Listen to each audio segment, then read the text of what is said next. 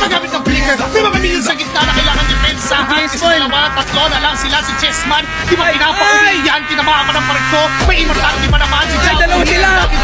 Nagkasabay. Yes, man. Kailangan nilang i-address. Yes, man. Ay, buhay. Very low. At mamamatay sa kamay ni Kyrie. And that is Super Marco. Kyrie goes down at 12-1 for Chessman. Tumahamba pa. Nagpapakita lang sa... Uy! And a flicker! Dark Wave mula kay Black TV!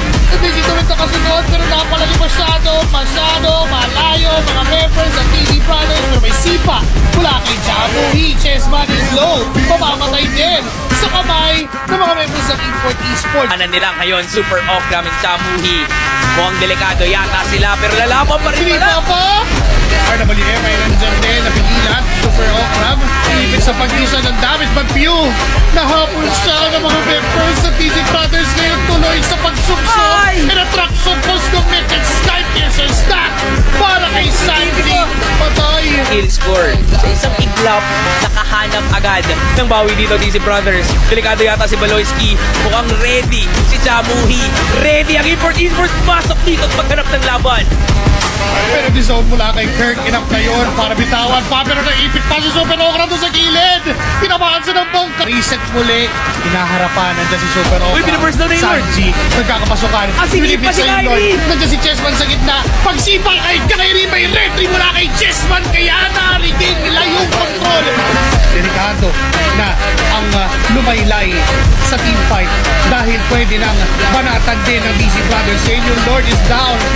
Ako si Kirk na ma-flicker. Nagamit na yung real world. Ay, hindi, yung mountain shot. Ay, Pero set up. nagamit ni Chessman!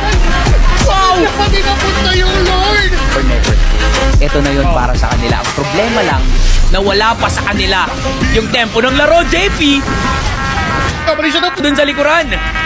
Ay, hinahabol na ni Chessman. Gumulong na siya. Si Baloy na lang daw. Huwag na si Kyrie. Si Baloy na lang daw. Immortality pop. Wala na sa immortality ngayon. Wala pa si mula kay Jamuhi. Pero so mula kay Kirk. Makakataas na sa Sanji. RWM. Si Flamin na ito sa gitna.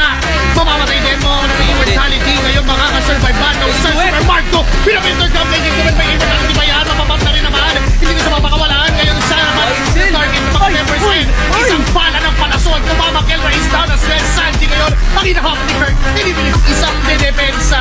Si Kyrie ang naharap. May minions na kasama. Oh, wow. Biglang pinaalis. Wow. Inalis yung mga minions. Dinala doon sa torre. Wow. And what a wonderful play. Mula kay Danny JP. Nalista na naman sa kasalanan ni sa bawat isa ngayon. Dedepensa ang TZ Brothers.